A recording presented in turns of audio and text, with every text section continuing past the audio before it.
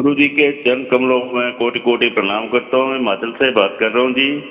मैं आपका प्रणाम स्वीकार है। बस आपसे आशीर्वाद लेना चाहता था। 1 साल हो गया फोन करते करते, तो मेरा फोन लग नहीं रहा था जी। बड़ी मेहरबानी और बहुत धन्यवाद करता हूँ मैं आपका।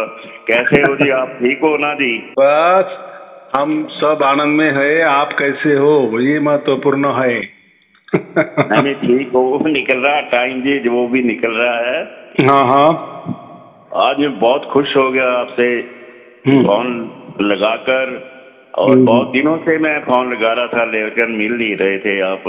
अच्छा अच्छा अच्छा। हाँ, अभी मैं थोड़ा बाहर गया हूँ। नासिक आया हूँ बहुत दिनों से। तो क्या होता है, जैसे पुणे में रहता हूँ तो फिर वहाँ सब प्रोग्राम चलते हैं, लेकिन थोड़ा बाहर गाँव आए तो फिर थोड़ा सा प्रोग्राम में हलचल हो जाती है, बदलाव हो जाता है। बाकी वो तो आप ठीक कह रहे हैं जी।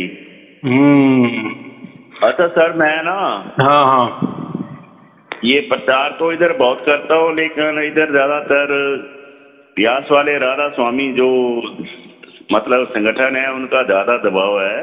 हाँ हाँ हाँ। इसलिए लोग बाग ज्यादा विश्वास नहीं कर रहे हैं। इसलिए मैं आपके प्रचार के मतलब बीच में ज्यादा मदद नहीं हो रही है मेरे से, इसलिए मैं आपसे माफी चाहता हूँ जी। हाँ, तो ऐसा है कि अभी उनकी विचारधारा अलग है, हमारी विचारधारा अलग है। हर किसी की विचारधारा अलग अलग अलग थलग होती है। तो कोई किसी के ऊपर उनकी विचारधारा ना वो हमारे ऊपर थोप सकते हैं, या ना हमारी विचारधारा उनके ऊपर थोप सकते हैं। बराबर। देखो, अभी जो जिसको भी हम बताते हैं तो जो न्यूट्रल में है, माने वो को किसी विचारधारा से नहीं जुड़ा है तो वो सुनेगा। और ऐसा भी नहीं उसको हमने सुना भी दिया तो उसने मानना ही चाहिए, ऐसा नहीं है। हम जो बोलेंगे सबूत के साथ बोलेंगे। आज की दुनिया में को क्या है, सबूत चाहिए, और जितना ज्यादा पुराना सबूत उतना लोग मानेंगे। अभी हमारे पास तो वेद और उपनिषद के अलावा बाकी कुछ नहीं है। ठीक है। और धर्म ग्रंथों में हम ज्यादा से ज्यादा रामायण, वो भी वाल्मीकि रामायण को मानते हैं, और महाभारत, बस ये 2 ग्रंथों को मानते हैं। तो बाद में उसके बाद में जो भी हो गया उसको हम नहीं मानते।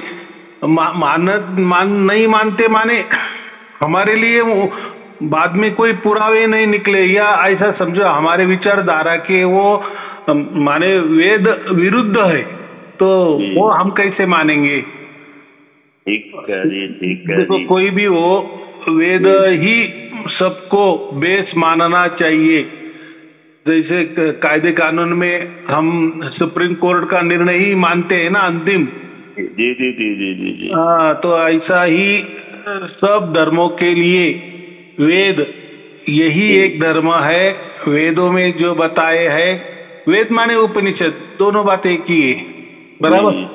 हाँ, वेदों में ही संहिता का भाग आता है, वेदों में ही ब्राह्मण ग्रंथ आते हैं, वेदों में ही आरण्य ग्रंथ आते हैं, और वेदों में ही उपनिषद आते हैं। बराबर। हाँ, और रामायण से लेकर आज के महाभारत तक, युग तक पूरे वेदों के अनुसार चलते थे। माने वेद उपनिषद के अनुसार ही सब कारोबार चलता था, सब विचारधाराएं चलती थी। हाँ, बाद में जैसे भक्ति मार्ग आ गया, देखो गीता में भी भक्ति मार्ग ही बताया ना, लेकिन बाद में जो गीता के बाद भागवत शुरू हो गया, तो भागवत में सब सगुन साकार वाली बात शुरू हो गई। बराबर। माने गीता तक, महाभारत तक पूरा की पूरा जो स्वयं श्री कृष्ण थे उनके टाइम तक पूरा की पूरा वेदों का ज्ञान ही था। गीता क्या है? गीता ये वेदों का निचोड़ है ना। जी जी जी जी जी। वहाँ कोई पुरानों की बात थोड़ी है। तो लेकिन ये जो भागवत पुराण जब से आ गया, फिर या उस भागवत पुराण के विचारधाराएं के बहुत सारे संस्था निकल गई, या बहुत सारे धर्म निकल गए, भागवत धर्म शुरू हो गया, फिर वहाँ गड़बड़ हो गया। कि कैसी गड़बड़ हो गई कि वेदों का विचार क्या है, परमात्मा ये निर्गुण निराकार है, सर्वव्यापी है ना। बिल्कुल जी, बिल्कुल बिल्कुल बिल्कुल। हाँ, और भागवत में उसके उल्टा बोल दिए है। भागवत बोलते हैं कि निर्गुण निराकार है भी और सगुण साकार भी है जी। भाई दोनों तो बात नहीं हो सकती ना। ऐसा गुरुजी, मैं तो ये मानता हूँ कि जो भी ग्रंथ लिखे गए हैं वो अपने अपनी भावना के अनुसार लिखे गए हैं। और जैसे भागवत में पढ़ता हूँ ऐसी कोई बात नहीं है, रामायण भी पढ़ा है, लेकिन उसमें भी वही पढ़ने वाली बात है, मिलता कुछ नहीं है जी। जो आपसे मिलता है वो किसी से नहीं मिल सकता जी। मैं तो ऐसा है कि भागवत में थोड़ा सा भक्ति मार्ग घुस गया, और भक्ति मार्ग का मतलब उन्होंने ऐसा निकाला कि सगुण की जो भी पूजा आरती करेंगे, माने मूर्ति पूजा का जिक्र आ गया ना। हाँ, मूर्ति पूजा का सतारा। हाँ, लेकिन गीता में तो श्री कृष्ण ने वो कोई नहीं कहा था, लेकिन इन्होंने भागवत में कृष्ण को ही या कृष्ण के मुंह से ही भागवत बोली। अभी ऐसा तो नहीं हो सकता जो कृष्ण गीता में बात कर रहा है अलग और भागवत में बात कर रहा है अलग, ऐसा तो नहीं होता ना। नहीं नहीं, ऐसा तो होगा भी नहीं, क्योंकि श्री कृष्ण जी ने तो एक बार ही, चाहे गीता में बोला चाहे भागवत में बोला, एक ही बार उन्होंने उच्चारण किया है। बार बार तो कोई मतलब ऐसा नहीं लिखा गया, ना ही कोई बात है। लेकिन जो लिखने वाले हैं, आचार्य हैं, जो भी हैं, जिन्होंने अपने अपने विचारों से लिखा हुआ है, उनकी भावना है, बाकी कुछ नहीं है जी। हाँ, अभी आप बराबर समझे। देखो, महाभारत लिखने वाले भी व्यास मुनि जी है, ये व्यास ने लिखी है, और भागवत भी व्यास ने लिखी है ना। जी जी जी जी। हाँ, तो फिर लोगों का विचार क्या हो जाता है, एक ही हो जाता है ना कि अरे जो महाभारत लिखने वाले हैं ना, उन्होंने ही भागवत लिखा है तो उसका मतलब सही होगा। तो भाई एक व्यास मुनि जी दूसरे धर्म ग्रंथ लिखते हैं, उसमें विचारधाराएं अलग बताते हैं, और वही लास्ट वाला जो भागवत लिखते हैं उसमें विचारधारा अलग बताते हैं। ऐसा तो नहीं हो सकता ना। जिन्होंने व्यास मुनि ने कितने ग्रंथ रचे, तो उसमें सब निर्गुण निराकार की बातें की, वेदों की बात की, उपनिषदों की बात की, और ये भागवत पुराण नहीं। ऐसा कैसा निकल गया कि डायरेक्ट सगुण साकार की बात होने लगी, मूर्ति पूजा की बात होने लगी, स्वरूप ध्यान की बात होने लगी, माधुर्य प्रेम की बात निकली। ये जो माधुर्य भाव जो कहते हैं ना, ये भागवत वालों ने उसका प्रचार प्रसार जोर शोर से शुरू है। माधुर्य भाव का मतलब क्या होता है? जो श्री कृष्ण होता है ना, तो श्री कृष्ण को सगुण साकार माने। अभी उन्होंने तो जन्म ही लिया था, वो तो बात नहीं है, वो तो थे ही, बराबर। तो उस श्री कृष्ण को माने उस सगुण साकार श्री कृष्ण को माधुर्य भाव से भक्ति करना। तो माधुर्य भाव से भक्ति करना माने क्या? माने स्वरूप भक्ति। तो स्वरूप आ गया ना, आकार आ गया, माने स्वरूप आ गया। और माधुर्य प्रेम रस का उदाहरण जो दिया है, या श्री कृष्ण जी को परमात्मा बता दिया गया है। देखो, व्यास मुनि ने पहले परमात्मा को, और बाद में भागवत लिखा, तो उसमें श्री कृष्ण जी को परमात्मा बता दिए। तो चलो, परमात्मा बता दिए तो उसकी पूजा कैसी करनी है? तो हर जो औरतें होती है वो उन्होंने श्री कृष्ण की गोपी होनी चाहिए, गोपिका होनी चाहिए। और जो हम पुरुष है ना, वो भी गोपी होनी चाहिए, गोपिका होनी चाहिए। और जैसा श्री कृष्ण हमारा प्रियतम है, और हम सब लोग जो है ना स्त्री पुरुष, वो प्रेयसी है। किसकी प्रेयसी है? कृष्ण की प्रेयसी है। तो देखो यहाँ क्या गड़बड़ आ गया, अभी समझ में आ गया। जैसे प्रियकर, प्रेयसी, प्रियतम, ये क्या करते हैं? तो ऐसी भक्ति करनी। भागवत ने खुल्लम खुला वो भक्ति की बात किया है ना, माधुर्य भक्ति। इसको माधुर्य भाव कहा है, प्रेम भाव कहा है कि हर किसी ने, जो औरतें होती है, स्त्री होती है, लेडीज ने श्री कृष्ण जी को अपना पति मानना, और हम भी जो पुरुष है ना, उन्होंने भी श्री कृष्ण जी को पति मानना। माने हम जो स्त्री पुरुष है वो गोपी बनना, और उस टाइप से, उस पद्धति से भगवान श्री कृष्ण की आराधना करना पड़ना। बराबर। हम जैसे कहते हैं ना परम पिता परमात्मा, तो हमने परमात्मा को पिता माना और भागवत में सब गड़बड़ कर दिया। गड़बड़ माने उनकी विचारधाराएं है, तो उन्होंने क्या कर दिया? हाँ, उल्टे विचार से हो गया ना जी सारा काम। तो उसमें क्या होता है, उसमें लेडीज आकर्षित हो जाती है ना। जी जी जी जी जी जी आया समझ में? ये गड़बड़ हो गया। फिर देखो ना, आज श्री कृष्ण जी की पूजा कितनी प्रकार से हो रही है। बहुत ज्यादा जी। माने मूर्ति पूजा ही आ गई ना, सगुन साकार मूर्ति पूजा। फिर वैसे गुरुआ लोग भी तैयार हो गए, स्वयं को श्री कृष्ण बताने लगे और भागवत लोगों को दिखा रहे, देखो भागवत में क्या लिखा है, आप श्री कृष्ण को अपना प्रियतम मानो। और स्त्रियों को क्या कहा, आप श्री कृष्ण की प्रेयसी बनो। यही तो माधुर्य भाव, प्रेम। उसको नाम देखो, नाम दिया, अच्छा नाम दिया, माधुर्य भाव, प्रेम रस भाव, स्वरूप भाव।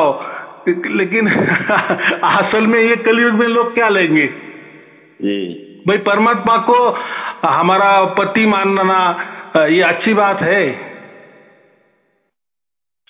मैं तो इसके बारे में कोई विचार नहीं करूंगा, क्योंकि आपके आगे मैं कुछ नहीं कहूंगा। नहीं तो देखो, हमारा तो काम है ना, संतों का तो काम होता है ना कि किसमें क्या क्या गड़बड़ी है। मतलब ऐसा गुरुजी, जो पत्नी या पति एक ही होते हैं, ना कि हजारों होते हैं, ऐसा तो मेरा भी मानना है। आके जो लिखा हुआ है वो उन्होंने अपने विचार लिखे हुए हैं, इसके बारे में ज्यादा मैं भी नहीं कहूँगा।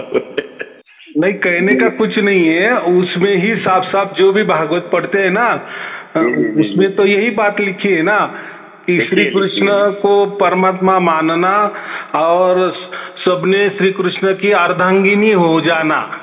जी। तो ऐसा तो खुल्लम खुल्ला लिखा है, वैसे लोगों ने भी करना है। तो स्त्रियों के लिए ठीक है, लेकिन अपना भी घर का पति होता है और वो श्री कृष्ण जी को भी पति मानना उस भाव से, चलो ठीक है। उसको उन्होंने माधुर्य भाव दे दिया, प्रेम भाव दिया, प्रेम रस वाला भाव दे दिया, नाम बहुत अच्छे दे दिया, लेकिन जो प्रैक्टिकल में जो उनका विचार है वो तो हमें समझ में आ गया ना। तो भागवत में सब कुछ यही कहा गया है, इसीलिए भागवत के बहुत बड़े बड़े सप्ताह होते हैं, कथावाचक बहुत बढ़िया बातें करते हैं और उसमें यही बातें बताते हैं। तो इस उससे क्या हो गया, बहुत सारे गुरुआ लोग भी तैयार हो गए कि हम ही कृष्ण है, और हर लेडीज ने हमें जैसा भागवत में लिखा माधुर्य भाव है, माने जैसे गोपिका है श्री कृष्ण जी की गोपिका, वो उनसे जैसे रास क्रीड़ा करती है, रास लीला होती है, वैसे ही हर लेडीज ने हमारे से भी वो रास लीला करनी चाहिए। इसका सीधा भाव आ गया, ऐसा मुझे कहना है। इसीलिए हम जो पहले से ही भागवत को नकार देते हैं ना कि भागवत में जाना ही नहीं है, हाँ, जो श्री कृष्ण ने गीता में क्या बातें कही, और यहाँ वही श्री कृष्ण को या श्री कृष्ण के मुख से ये ऐसी बातें बोल दिया कि मुझे वही पसंद है, मुझे माधुर्य भाव ही पसंद है। तो आप ठीक कह रहे। जो श्री कृष्ण कहता था गीता में कि जाओ, तुम्हें उसके पास जाना पड़ेगा, बराबर, उसकी शरण में जाना पड़ेगा। अध्याय नंबर 18 श्लोक नंबर 62, उसमें क्या लिखा है? उसकी शरण में तू जा। किसकी शरण में जा? परमात्मा की शरण में जा। परमात्मा की शरण में जी। हाँ, और वो कैसे जाना है ये तुझे नहीं समझ में आ रहा है तो तू मेरी शरण में आ, मैं तुझे बताता हूँ कि उसकी शरण में कैसा जाना जाता है, बराबर। या यही बात, अगर मेरे बातों में भी तुझे भरोसा नहीं है कि उसकी शरण में कैसे जाना है, तो कोई तत्वदर्शी गुरु के पास तू जा। किसी तत्वदर्शी के पास जाकर उस परमात्मा को शरण कैसा जाना पड़ता है वो तू सीख ले। नहीं तो मैं जो बता रहा हूँ मेरी शरण में आ, मैं तुझे वो सिखाता हूँ कि परमात्मा के शरण में कैसे जाता है। तो ये श्री कृष्ण यहाँ गीता में ये बात कर रहे हैं, और वहाँ भागवत में कितनी विचित्र बात कर रहे है ना। उल्ट पुल्ट लिखा, मतलब इधर का उधर, उधर का इधर, बस ऐसे। तो मुझे नहीं लगता कि श्री कृष्ण जी ने ऐसा कहा होगा, बराबर। अगर भगवान माने जाते हैं तो वो तो नहीं कह सकते हैं जी, बराबर कि नहीं? ऐसी बातें करेंगे नहीं ना, नहीं करेंगे। परमात्मा को अपना पति मान, भाई परमात्मा सबका बाप होता है, पति कैसा हो जाएगा? जी जी जी जी, सबसे उसके तो बच्चे हैं हम लोग जी। बराबर के नहीं, हर तरीका रास्ता बताने वाला तत्वदर्शी गुरु ही बता सकते हैं, बाकी हम लोग कुछ भी नहीं है जी, मैं तो ये कहूँगा जी। हाँ, तो इसलिए भागवत सप्ताह होते हैं, फिर भागवत सप्तम सब नाचना गाना होता है, और फिर उसी विचारधारा में बहुत सारे गुरुवार लोग भी हो गए हैं, कोई अभी जिंदा है तो कोई मर भी गए हैं, लेकिन ये माधुर्य भक्ति की छोड़ दिया गया है, जो हम बोलते हैं ना पिलू छोड़ दिया है। तो ऐसा है, तो ये बातें हमें सब कुछ मालूम होनी चाहिए। लोग बोलते हैं कि आप गीता के बारे में बहुत सारे बोलते हैं, लेकिन भागवत के बारे में कभी आपने हमें ज्ञान नहीं दिया।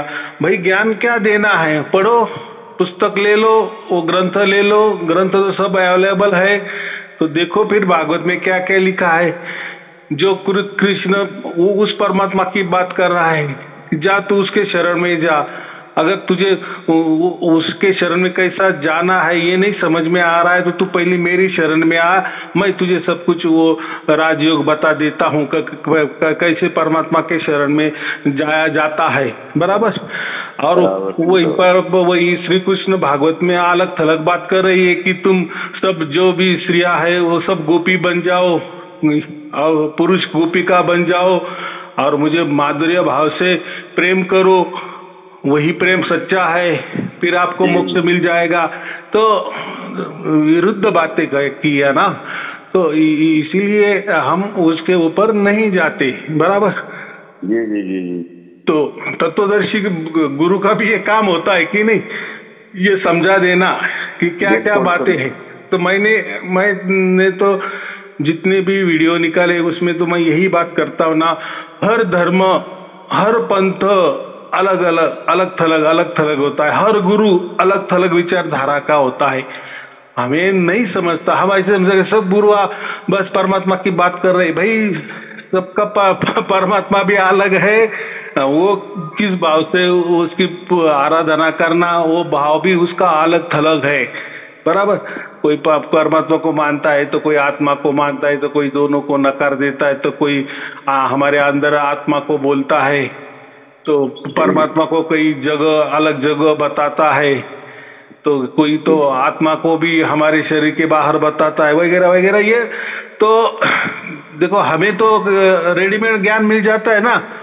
हमारे पास जितने भी संत लोग बन गए हैं, तो वो जो पहले जहाँ भी थे ना, तो वो गुरु क्या क्या बताता था, क्या क्या मंत्र देता था, क्या क्या वो साधना बताता था, क्या क्या उसकी विचारधाराएं थी, वो हमें रेडीमेड मिल जाता है। हम तो नहीं पूछते किसी को कि भाई तुम्हारे गुरु के पास क्या, हमें सब मालूम है, प्रैक्टिकल है, हमें सब मालूम है। और वो भी क्या है, आजकल तो बहुत सारे वीडियो भी उपलब्ध है, हर संस्था के वीडियो उपलब्ध है, हर गुरु लोगों के वीडियो उपलब्ध है। अगर हमने डिटेल में उनके 5-10 भी सुन लिए ना, तो हमें पता चलता है कि ये गुरुआ किस विचारधारा का है, बराबर। उसमें कोई रॉकेट साइंस नहीं है, बराबर। इसलिए हमारी टीम बहुत सारे वीडियो भी देखती है, और फिर जो हमारे लोगों को अच्छा है, या माने हम जो जिस विचारधारा से चल रहे, माने वेदों के विचारधारा से चल रही है, वही वीडियो हम लोगों को देते हैं, तो वो सपोर्टेड ज्ञान हो जाता है, फिर समझ में भी आ जाता है। तो अभी आपने जो कहा कि मैं जो लोगों को बताता हूँ वो लोग मानते नहीं है, तो हमारा काम केवल बताना है, वो माने ना माने वो उनके घर, हम हमारे घर, उसमें क्या झगड़ा की बात है। बराबर कि नहीं? ठीक है। अच्छा गुरुजी, एक बात है, मेरे जो घर वाली है वो सुनते हैं वीडियो, क्योंकि मैं रोजाना वीडियो सुनता हूँ सुबह, तो उनको अभी तक साथ शब्द नहीं प्राप्त हुआ, तो आप एक दया मेल रखना कि उनको भी साथ शब्द मिल जाए, ताकि वो भी अपनी दुनिया में मतलब आए हैं तो उनका भी मोक्ष हो जाए। तो मैं ये चाहूंगा, बाकी तो कैसे। देखो, एक पति ने अपने पत्नी के लिए मोक्ष की कामना करना, और इससे ज्यादा क्या प्यार हो सकता है, क्या प्रेम हो सकता है, बराबर कि नहीं? तो ये बहुत बढ़िया आपका विचार है। तो उसके लिए राजयोग निकाला गया है। अगर हो सके तो कभी भी आप उनको किसी के साथ, बेटे के साथ ऐसा कोई भेज दो, तो उनको राजयोग की दीक्षा दी जाएंगी। उसके तारीख रहते हैं, जैसे 5-50 लोग हो जाते हैं, फिर वो तारीख हम डिक्लेयर कर देते हैं कि ये तारीख में आ जाओ, या ये तारीख में वो प्रोग्राम हो। तो उससे क्या हो जाएगा, जैसे मैंने अभी कहा ना कि श्री कृष्ण ने अर्जुन को वही बताया ना कि तू उसकी शरण में जा। देखो, पूरे इसमें दो जगह बातें की है। ये 18वां अध्याय में 62 नंबर में कहा गया है कि तू उसकी शरण में जा, बराबर। बाकी तो उसने मैं कहा है, मेरी शरण में कहा, बराबर। लेकिन उसका अर्थ क्या होता है, ऐसा क्यों कहा है कि उसकी शरण में जान? बाद वाले तो सभी जो श्लोक है उसमें तो मेरी मैं मेरी आया है। तो उनका कहना क्या है, तो मैं मार्गदर्शन कर रहा हूँ ना, तो तू मेरी सलाह लेना। जैसे अभी आपने कहा कि मेरी पत्नी को वो होना चाहिए, तो मैंने क्या कहा, आप मेरे से राजयोग दीक्षा ले लो। अभी मैंने क्या कहा, मेरे से तो मुझे मेरा लगाना पड़ा ना वहाँ। जी। तो राजयोग तो मैं देता हूँ, इसका मतलब क्या है, मैं राजयोग के ऊपर मार्गदर्शन करता हूँ। राजयोग तो श्री कृष्ण ने अर्जुन को दिया था, बराबर। लेकिन वो मैं दे रहा हूँ, उसका मतलब मैं दे रहा हूँ माने मैंने कोई नया राजयोग खोज निकाला, ऐसा नहीं है। लेकिन वो क्या है, वो प्रक्रिया क्या है, वो विधि क्या है, वो दीक्षा क्या है, तो वो प्रैक्टिकल क्या है, उसके बारे में मैं आपको मार्गदर्शन करता हूँ कि हाँ, ये ऐसा राजयोग था, यही श्री कृष्ण जी ने अर्जुन को दिया था। इसलिए हर गीता में वही लिखा है कि तू पहले मेरी शरण में आ, बराबर। तो मेरी शरण में आने के बाद मैं तुझे वो परमात्मा कैसा मिलता है, या उसके लिए क्या किया जाता है, माने हमारा जो मन उसमें कैसा अर्पण कर देना है, माने हम परमात्मा को कैसे शरण में जाए, उस विधि का नाम राजयोग विद्या है। तो उससे क्या हो जाता है, हमें जल्दी सार शब्द की प्राप्ति हो जाती है। अच्छा जी। हाँ, ऐसा हम कितना वेटिंग करेंगे, अभी दे दिया ना, सबके लिए दे दिया ना। यही प्रॉब्लम सबका था ना, जैसा आपका है, आपका तो आपके पत्नी के लिए है, तो बहुत लोगों का तो जिस पत्नी को समझो प्राप्त हुआ था, उनका प्रॉब्लम कहते थे कि वो हमारे पति देव को नहीं हो रहा है। प्रॉब्लम एक ही है, दोनों को हो गया तो बोले मेरे लड़के को नहीं हो रहा है। तो बात ठीक है। तो यही बात थी ना, इसीलिए तो परमात्मा सब देख रहा था ना कि हाँ अड़चने आ रही है, अड़चने आ रही है।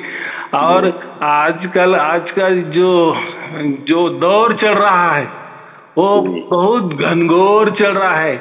ऐसा समझो कि तीसरा महायुद्ध का शुरुआत ही हो रही है। ये तो बात खैर सामने आ रही है जी। हम भी रोजाना खबर सुनते हैं या देख रहे हैं, तो हालात बहुत खराब हो रहे हैं। आगे आगे क्या होने वाला है परमात्मा को पता भी। बहुत कुछ अलग थलग होने वाला है, बहुत डरावना होने वाला है। तो बिल्कुल बिल्कुल देखो गीता में कहा ना, जब जब धर्म की हानि हो जाती है तब जब मैं अवतरित होता हूँ, तो उसका ये मतलब होता है। अभी धर्म की हानि माने लोग मोक्ष की सोचते ही नहीं, बस हमारे दुख जो दुख होते हैं ना उसके बारे में बताते हैं कि भाई मैं ये दुखी हूँ, मेरी पत्नी दुखी है, मेरा बेटा दुखी है, उसको ये नहीं, मेरी बेटी दुखी है, उसको ये चाहिए, वो नहीं मिल रहा है, ये करना है, वो सब दुखों की बात कर रहे हैं, कोई मोक्ष की बातें नहीं कर रहा। तो इसलिए तो श्री कृष्ण जी ने अभी ऐसा समझो, परमात्मा ने राजयोग दे दिया है, कम से कम सबने राजयोग ले लो और मोक्ष को प्राप्त करो। ऐसे बॉम्ब गिरने से मरने से तो उसके पहले अगर राजयोग भी मिल गया तो कम से कम हमारा नंबर तो लग ही जाएगा। माने कोशिश तो किया ना हमने, ठीक है सार शब्द नहीं मिला, लेकिन कम से कम राज अपना सार शब्द मिलने के लिए उपाय तो बता दिए, दवा पानी तो हमने शुरू तो कर ली, गोलियां खानी तो शुरू कर ली। तो हो सकता है 15 दिन का कोर्स पूरा नहीं हुआ, बीच में हमें कुछ भी हो गया तो वो तो जिम्मेदारी परमात्मा की है ना। परमात्मा तो मालूम है ना ये राजयोग क्यों कर रहे थे, इनको मोक्ष मिलने के लिए राजयोग कर रहे थे, तो फिर उसकी जिम्मेदारी है, क्योंकि उसने कहा है जो भी राजयोग लेता है, राजयोग की दीक्षा लेता है, या जो भी जिसको भी राजयोग का विधि मालूम हो जाती है तो फिर उसका योगक्षेम मैं चलाता हूँ। योगक्षेम का अर्थ ही वही होता है ना, मरते दम तक उसकी मैं सुरक्षा करता हूँ। अगर मरते दम तक करनी है लेकिन बीच में ही कुछ गड़बड़ हो गया है, जैसे ये युद्ध की परिस्थिति या कोई भूकंप होता है, कोई बाढ़ आ जाती है, कोई चक्रवात हो जाता है, तो बहुत सारे अलग अलग कोई रोग भी आ जाते हैं और फिर बीच में हम मर गए तो। लेकिन श्री कृष्ण ने क्या बताया है कि मैं योगक्षेम चलाऊंगा, इसका मतलब क्या है, मैं तेरा ठेका लेता हूँ। क्या ठेका ला, तुझे मैं मोक्ष तक पहुंचा दूंगा, बस फिर हमें क्या चाहिए, बराबर की नहीं? हाँ बिल्कुल बराबर जी। अच्छा गुरु जी, मैं एक प्रार्थना करता हूँ कि जब से मुझे सार सावन मिला हुआ बड़े मजे में रह रहा हूँ, और पूरी जो मेरी फैमिली है वो भी अपने मजे में रह रही है। हाँ, और यहाँ तक कि हमें मतलब जो नहीं चाहिए था वो भी मिला। हमने इधर अपने गांव में 4 दुकानें मिली, मुझे खरीदी मैंने। तो मतलब काफी खुशी से मतलब इस टाइम हमारे परिवार में है। खुशी की लहर चालू है, अच्छी बात है ना जी। बाकी अगर मैं यही कहता रहूं कि मुझे कुछ नहीं मिला, तो देने वाला तो परमात्मा जी। हम तो मेहनत कर सकते हैं किसी भी चीज की, चाहे भक्ति लाइन लगा लो, चाहे हमें मतलब दुनिया में जीना है, प्रकृति में जीना है, उसके लिए भी हमें मेहनत करना पड़ती है। हाँ बराबर है। तो मतलब काफी खुशी से मतलब हमारा टाइम जो निकल रहा है, आपकी चरणों की बहुत बहुत मेहरबानी है, दया है। मैं इसके लिए बहुत खुश हूँ जी। और मैं ये चाहूंगा कि पूरा परिवार आपकी शरण में आए। ऐसा मन में रखना, फिर जैसे जैसे टाइम मिलेगा उनको वो आ जाएंगे, लेकिन ऐसा भी नहीं करना कि सबने आना चाहिए। जैसा उनको टाइम मिलेगा आएंगे या नहीं आएंगे तो उसका भी कोई दुख नहीं करना, बस परमात्मा से प्रार्थना करना जैसा मेरा भला किया है तो मेरा परिवार का भी भला हो, माने उनको भला हो। यहाँ मैं क्या कह रहा हूँ, मैं कहीं संसार की बात नहीं कर रहा हूँ, मैं मोक्ष वाली बात कर रहा हूँ। जैसे मुझे मिल गया मोक्ष, तो ऐसे मेरे संपूर्ण परिवार के लिए भी मोक्ष मिलना चाहिए। फिर चाहे तीसरा महायुद्ध भी हो जाए, तीसरा महायुद्ध हो जाए या कुछ भी हो जाए, और कुछ भी हो जाए क्या, मैं तो रात को भी प्रार्थना करता हूँ जी, और सुबह भी प्रार्थना करता हूँ कि सब कुछ तेरा ही है परमात्मा, मेरा कुछ नहीं है बस। और आपके जो वीडियो आते हैं सत्संग में सुनता रहता हूँ, यहाँ तक कि मेरे जो घर वाली है वो भी सुनते रहते हैं, लेकिन अभी उनको प्राप्त नहीं हुआ है। देखो आगे क्या होता है जी। देखो नहीं हुआ ना, तो इसलिए तो फिर राजयोग दिया ना। देखो परमात्मा सबकी सुन रहा है। जैसा मैं भी कहता था ना, लोग यही सवाल करते थे ना, ऐसा कैसा हुआ, हमें हुआ गया, उसको नहीं हो गया, इनको नहीं हुआ, उनको नहीं हुआ, हे परमात्मा ऐसा कैसा क्या तूने दे दिया। तो फिर परमात्मा को भी सब समझता है ना कि चलो अभी तो टाइम ही आ गया है, अब तो कैसा भी हो, अभी इनको देना ही देना है, और इनका देकर इनको जब मिल जाएगा तो उनका योगक्षेम स्वयं से चलाना ही चलाना है। तो वो गारंटी ले रहा है परमात्मा, तो कोई बात नहीं, तो राजयोग ले लेना, जैसा टाइम मिलेगा वैसा, बराबर। लेकिन मन में रखना, बराबर।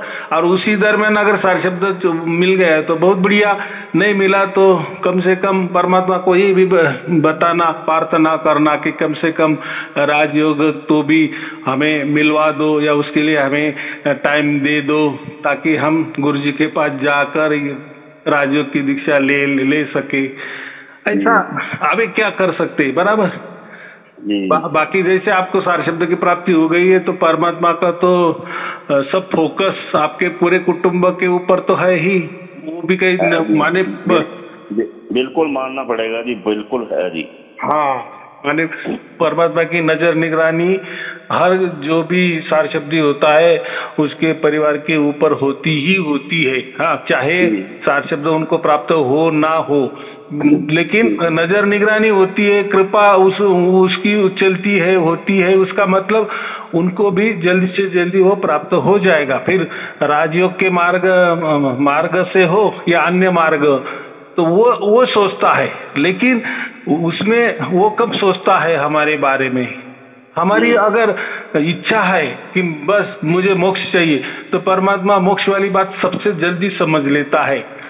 बाकी जो बोलता है कि मुझे संसार में ये होना चाहिए, वो होना चाहिए, तो भाई तूने करोड़ों करोड़ों बरस संसारी करते आया है ना, और वो उसकी वापिस तू इच्छा कर रहा है कि नहीं मेरा संसार जब अच्छा हो जाएगा तब परमात्मा मैं मोक्ष की देखूंगा, या उसके बारे में विचार करूंगा। तो परमात्मा भी कहता है कि नहीं, अभी इसको लालसा संसार की है, बराबर।